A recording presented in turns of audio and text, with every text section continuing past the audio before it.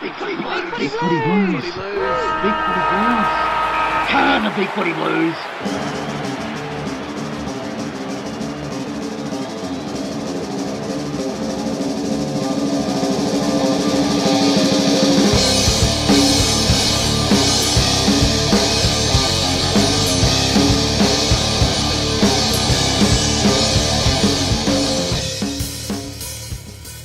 Thank you for joining the Big Footy Blues podcast once more.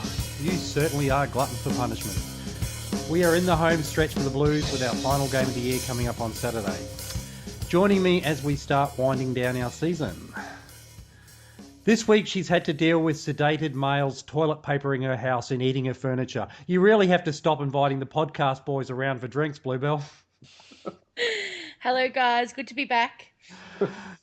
Whether he is doing suburban food reviews such as Nuzza Wuzza is the shit, or observing that when it comes to jobs, pancakes have two sides, it is clear that going to the Mick Malthouse School of Philosophy has paid dividends for you this week, happy dude. Oh, the ox is slow. Already in. All week long he has been pining to get back to nature, pull out a wood and sink a couple of balls. You'll have to manage your time well to do that and also get a round of golf in, HBF. You find something in anything, don't you, ADN? Nice to be here. Our next panellist was seen headed into the curtained area at the rear of an adult store to pick up their sealed copy of Melbourne City Erections. Stand tall and proud. That stuff is like porn to you, Mebby. Oh my god. I'm not posting for the whole week. You'll still find something you can tease me about. Oh, I will indeed. Shandog is not here tonight, folks. He's traumatised by a malicious gossip campaign against him. Yes, he was seen exiting the same adult store Mebby was in. And yes, he was carrying a giant fist. But it was only for the life-size Sam Rowe doll he is building for his shrine. Leave him alone, people. Oh my god.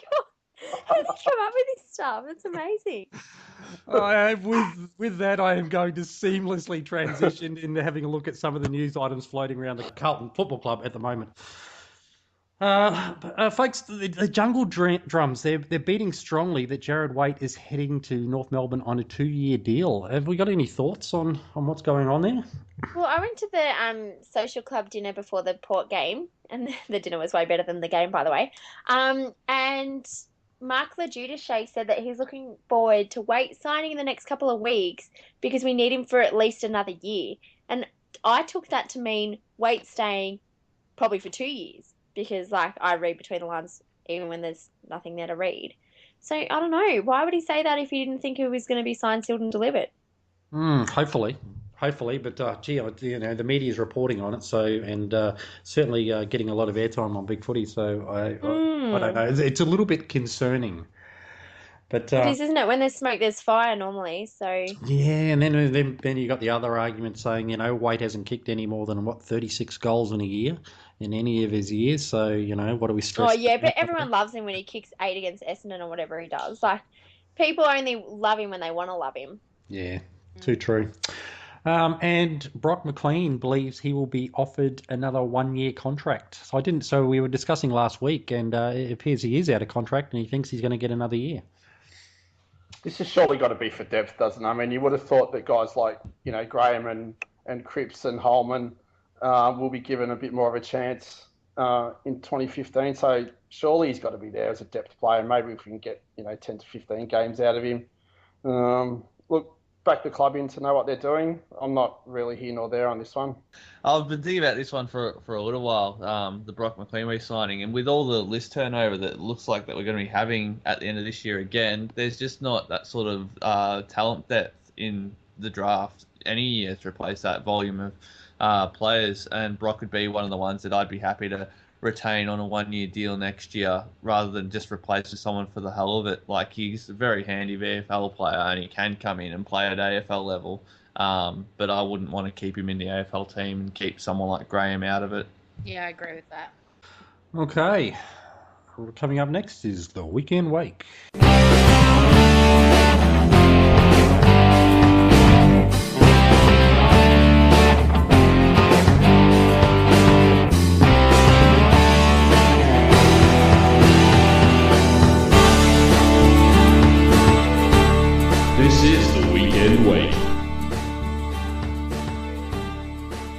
So on Friday night at the Adelaide Oval, Carlton 5-7-37 went down to Port Adelaide. I'm not going to repeat their score. We know it was a shellacking of epic proportions. Goals for Carlton won't take me very long, so I won't. And best for Carlton: Gibbs, Wood, Rowe, Judd, and Carazzo. Injuries: Murphy received a concussion in the second quarter and was subbed off for Kane Lucas. I don't know. Help me out here, folks. What do I say about this game? Probably nothing, I think. Yeah, the less you say, the better. Over to you, Mebby. All right. I went because I'm an idiot. And it was horrible. It was as horrible as what you think it was. I went with Shandog, and he is a good sport. We sat there and were miserable together. We were sitting 2 rows behind David Rees-Jones, who probably, I would say he didn't come back from the bar after halftime. I bet he didn't. Adelaide Oval's beautiful on a positive note. And it was really nice. I was really impressed with all the Port supporters clapping Murph off when he was stretched off. That was, a nice touch considering they're actually quite a hostile crowd. I didn't realise it was going to be like that. But what a game, honestly. It looked as bad in real life as it did on TV. Port were just lapping us every step. They, did we even go? I don't know what happened, but I know we didn't have many players to choose from, but I reckon I could have done a better job than some of them. The only thing I can say is thank God for Sam Rowe, because otherwise we would have lost by double the score. Him and Gibbs were really the only ones who did anything worth talking about. It was shit. Basically, in a nutshell, it was shit. And that's the last game I get to see us play this year because I can't go this weekend. So thanks, Carlton. Love you lots. So look, Mick said we're basically just tired, and we didn't. I think we had something like 25 players to choose from for that match, and there's some first year players in there, and is it simply a matter of look, age-wise, our age average wasn't any different than Port's. Our experience level wasn't too different, but is it just a matter of the young guys coming into the side just not being ready, and I guess a few players in there carrying injuries, or it sort of felt to me that the senior players really let us down a lot and didn't really apply themselves. That's what Absolutely. the senior players just didn't really show any kind of leadership whatsoever, and I think that's where we fell down. Yeah. So, I mean, do we take anything out of that? Is it back to Carlton being the best, the gulf between the best and worst of Carlton, or do we just think it's the end of a long season, nothing to play for? Can we just call it a write-off? Yeah. I don't think we need to read too much into it. Our form over the few previous weeks was pretty awesome. So, I mean, people are overreacting wildly. I know we lost by 103 points, which is disgusting, but calling for Johnson to be delisted and stuff off the back of that game, get a grip, people. Yeah, that was ridiculous. Get a grip. Look, I think the same. I mean, people are very quick to forget our form over the last month. I mean, we, aside from a quarter against Sydney, I thought we were okay. And then, we pushed, we beat North Melbourne and we pushed, Fremantle and Geelong to within a kick. So, people, I think, need to remember that, that month of footy wasn't too bad. And, we just had a bad night at the office on Friday night. We had, 7 players or something with less than 50 games experience, or 11. 11 was it? Yep. So that's a big number, and to lose Murphy before halftime, and Jarrad was essentially on one leg in that second half as well. So, look, it was a bad night.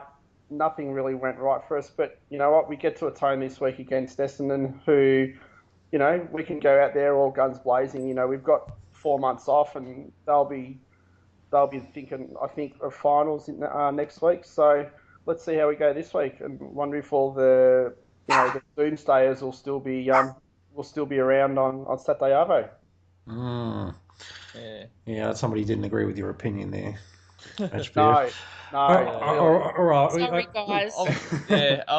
I I was just going to say, I think someone brought up on the boards that we've only lost 8 or so games in our 150 years by more than 100 points. That was our 11th. By 11th, there you go. By 100 points or more, yeah. Yeah, I was thinking it might actually be the first week ever where I haven't checked this up. I might have to. Where our first, seconds, and thirds all lost by more than 100 points on one weekend. God. Oh, what a fabulous freaking weekend that was. And just for a little bit of trivia, and as far as the AFL VFL goes, it was 105 years. We only lost 3 games by more than 100 points. We've lost 8 since 2002. So It just goes to show, There's a fun fact, isn't it? Sorry. Sorry. Oh, well, there's our title this week. There's a fun fact. Thank you. These things write themselves. I'm going to stop talking now. Sorry, everyone. I have a potty mouth. So I mean, look, that's sort of what this generation of Carlton supporter is growing up with, and I really feel for some of them. Some of us have been around long enough to have seen a premiership and seen a little bit of success and be able to live off that for a while, even though it's frustrating and we do grow impatient. But there's other fans and those younger fans that we're sort of hoping to keep hold of that are probably thinking, why do I bother sometimes? Poor Gen Y. I know, right? Poor us. And the poor next ones, what are they? X, Y, Z. Poor Zs. Yeah, that's what I always rattle off to my mum. In my lifetime, even the ones I can't remember, I've seen Carlton win 1 grand final, play in 3, lose 2, and win 3 wooden spoons. It's we're up to 19 years now without a flag. The most we've had in our history is 23. It's looking a little bit ominous. So, yeah. Well, Don't worry, after we're that gearing up 23, we went on the best run that we've ever had, I think. Yeah. So from 2047. Oh, sorry, it's 21 years. 1947 to 68. 21 years. Yeah, then 68, 70. 72, 79, 81, 82. So I'd be happy for that to happen again. Absolutely. All right, we've dwelled in our misery for long enough. We're going to launch straight into pre-game pep talk.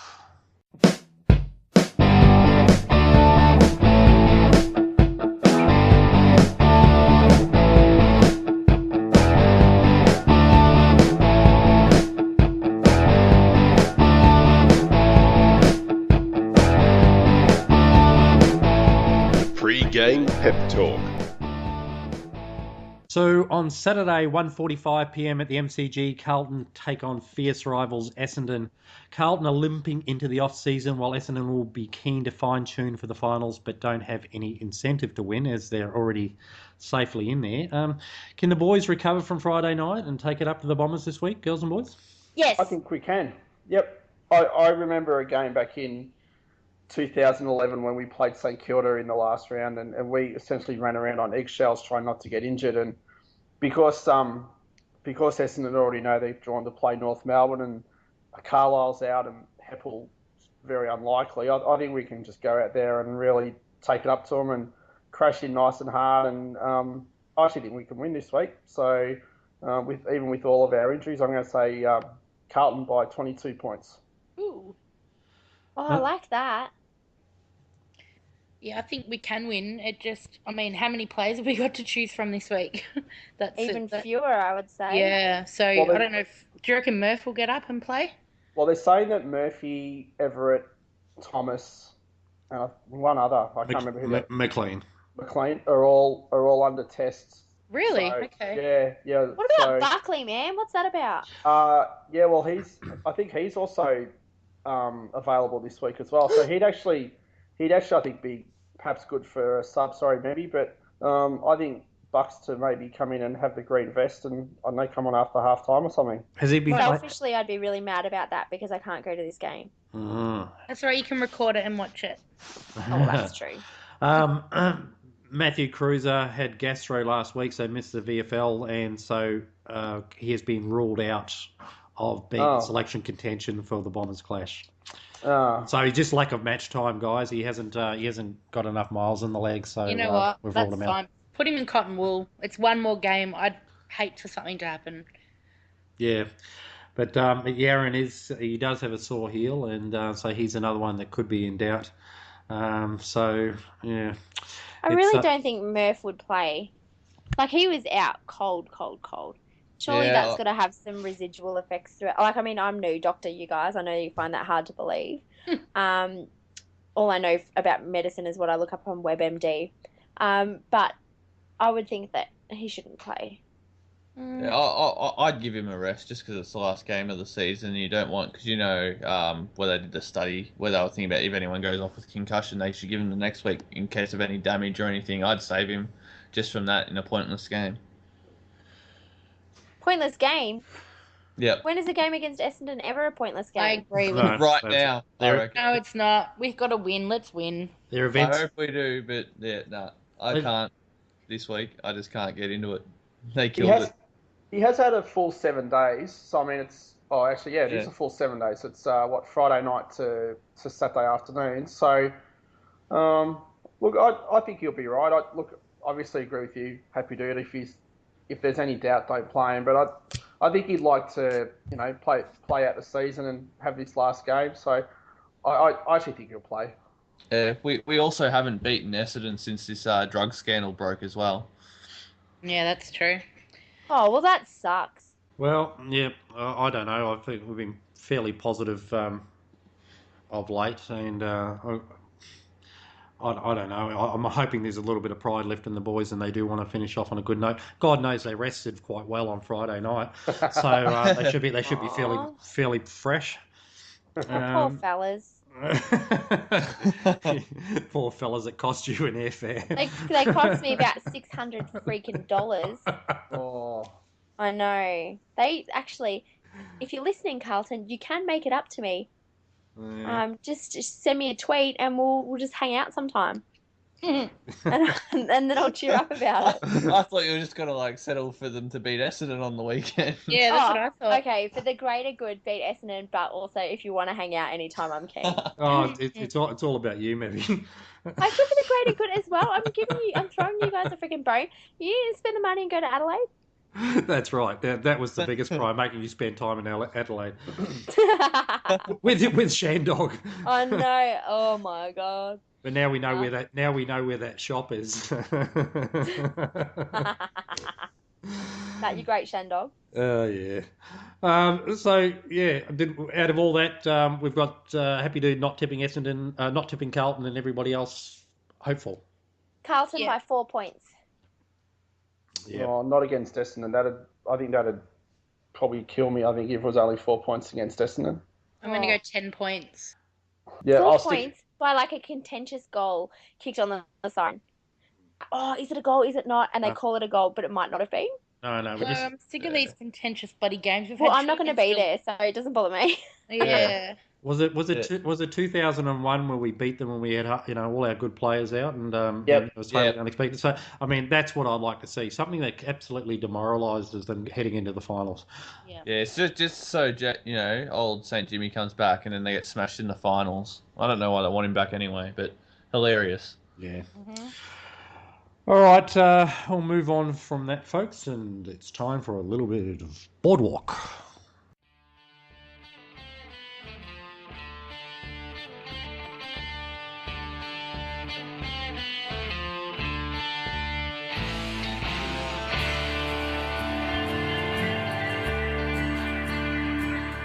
Boardwalk.